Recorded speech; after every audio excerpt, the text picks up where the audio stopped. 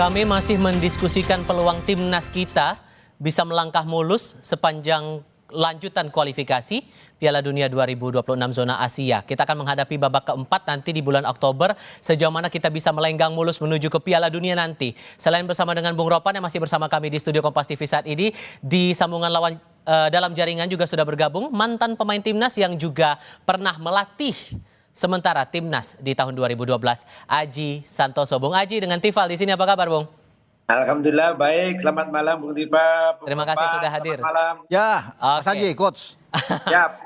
Begini, kalau Anda melihat 28 nama yang dipanggil itu, Bung Aji, ini sudah dianggap sebagai skuad terbaik atau ya Anda punya pandangan lain di sini? Ya, kalau menurut saya sih itu sudah menjadikan skuad yang terbaik menurut Patrick Kluivert ya. Tentunya ada alasan-alasan tertentu kenapa memanggil pemain-pemain tersebut. Salah satunya juga tidak memanggil Marcelino dan Hilgers. Tentunya ini ada alasan-alasan yang sangat kuat. Kalau saya lihat seperti kayak Marcelino, karena memang dia juga sudah lama tidak main dalam kompetisi reguler, ini yang menjadi pertimbangan ya. Menurut saya apa yang diputuskan oleh Patrick Kluivert ini tentunya menurut dia dan tim pelatih menjadikan salah satu tim yang terbaik saat ini, pemain-pemain yang terbaik saat ini, Bung. Walaupun kemudian absen, Anda sempat singgung begitu yang nama Marcelino ini, tapi kalau kita lihat dalam catatan sebelum-sebelumnya, dia kan jadi pahlawan untuk timnas kita saat melawan Arab Saudi pas di Jakarta waktu itu. Ini bakal jadi tantangan tersendiri nggak sih, Bung Haji?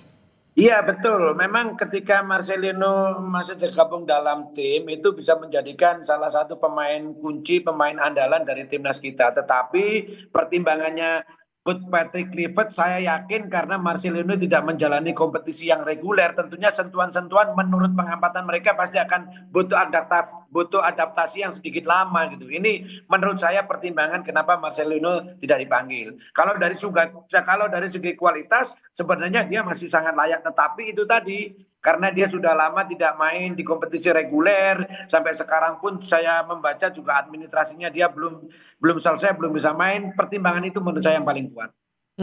Dan kalau Anda menganalisis semasa timnas kita menjalani masa uji coba bulan lalu, ini apakah hal yang rasanya jadi mencolok dari performa timnas kita, hal apa dan kira-kira yang perlu dibenahi biar kita aman nih posisi kita buat Piala Dunia dalam sektor apa nih kira-kira? Iya, tentunya kemarin dalam 2 kali uji coba saya melihat memang semua posisi harus diperbaiki, baik main bertahan maupun gelandang maupun di attacking. Kita juga menciptakan peluang juga sedikit jarang. Penguasaan bola ketika bertanding dengan salah satu tim tersebut juga masih perlu diperbaiki menurut saya, dan saya yakin pelatih juga paham itulah. Semua segi aspek dari mulai pemain belakang, pemain tengah, bertahan, baik fisik, mental pastinya akan benar-benar disiapkan karena pertandingan round 4 ini adalah penentuan kita bisa lolos ke Piala Dunia atau gagal di Piala Dunia. Menurut saya sih seperti itu. Ditambah lagi dengan ada 2 pemain baru kita ya, Mauro Silva, kemudian Miliano Jonathans. Anda merasa bahwa 2 pemain baru kita ini bisa jadi tumpuan untuk mengamankan posisi atau malah akan ada tantangan tersendiri nih melihat lawan kita juga di grup B ini Arab Saudi dan Irak? Iya, lawan kita ini juga lawan berat ya, meskipun ada peluang menurut saya, tetapi kita harus jujur menyampaikan bahwa peluangnya tidak mudah, apalagi kita main di tempat yang tidak netral kan begitu. Ya tinggal bagaimana dua pemain yang baru ini disiapkan dan bagaimana pemain 2 ini bisa memberi jawaban ketika misalnya diberi kesempatan oleh pelatih, bagaimana menunjukkan supaya pemain ini menunjukkan bahwa Patrick Kluivert memilih mereka itu tidak salah. Itu yang paling penting seperti itu. Sisi lainnya di tengah kita sedang mempersiapkan diri dan berharap semoga perjalanan kualifikasi putaran keempat ini bisa berjalan dengan mulus. Saat kunjungan ke New York waktu itu, Presiden Prabowo Subianto juga sempat bertemu dengan Presiden Federasi Sepak Bola Internasional FIFA, Gianni Infantino di New York, Amerika Serikat. Nah, dalam pertemuan keduanya, ini membahas perkembangan sepak bola Indonesia. Selain soal perkembangan sepak bola di tanah air, pertemuan kedua tokoh sekaligus untuk memperkuat komitmen kerjasama antara Indonesia dan FIFA. Gianni mengapresiasi dukungan penuh Prabowo terhadap dunia sepak bola. Usai pertemuan, Gianni Infantino juga menyampaikan FIFA tidak mempermasalahkan Erick Thohir yang rangkap jabatan sebagai Ketua Umum PSSI sekaligus Menteri Pemuda dan Olahraga. Kita simak pernyataan Gianni Infantino.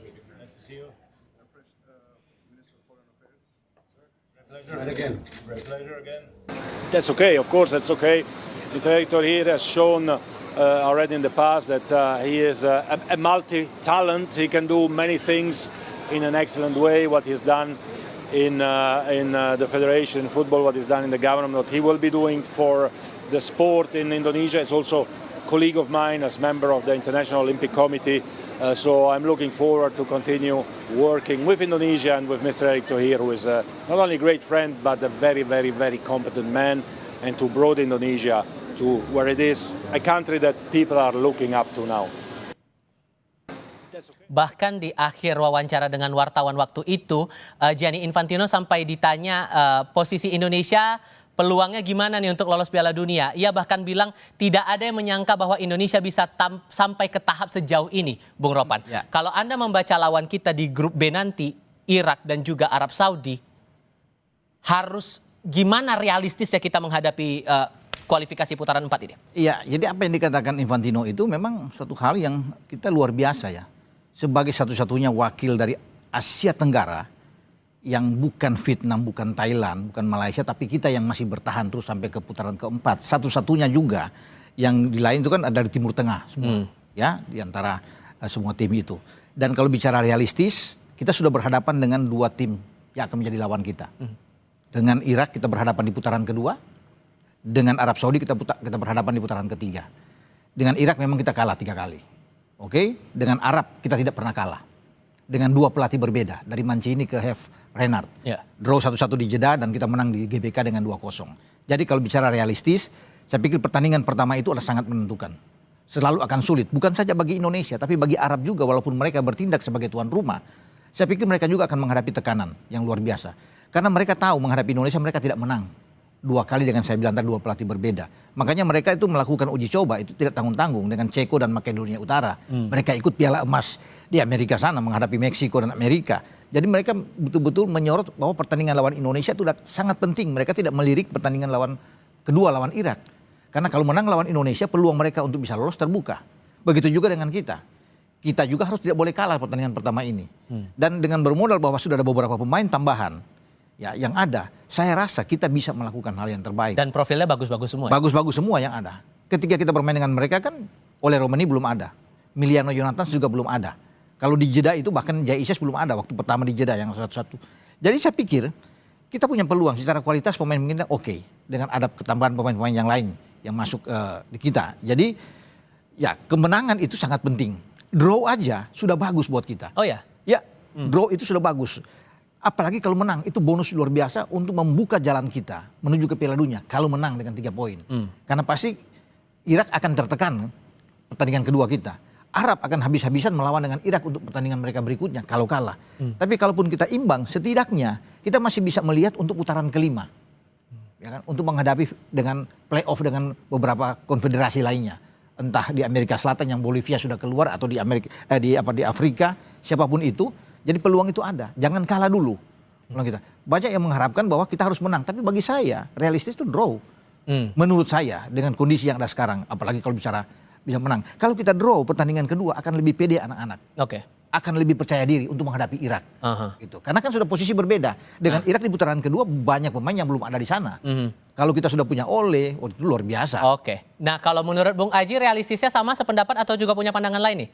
Saya sangat sependapat dengan Bung Ropan. Kita memang pertandingan lawan Arab, meskipun pemain-pemain kita nanti akan sedikit lebih confident karena main di Arab kita juga masih seri, main di Indonesia kita menang. Tentunya ini modal yang sangat bagus. Ya, tetapi jangan lupa bahwa Arab juga tim bagus karena ini di round 4 ini pasti semuanya akan berbeda. Jadi menurut saya memang minimal tidak kalah. Kenapa? Kalau kita tidak kalah mendapatkan poin paling tidak. Poin tersebut itu bisa menjadikan modal untuk pertandingan kedua.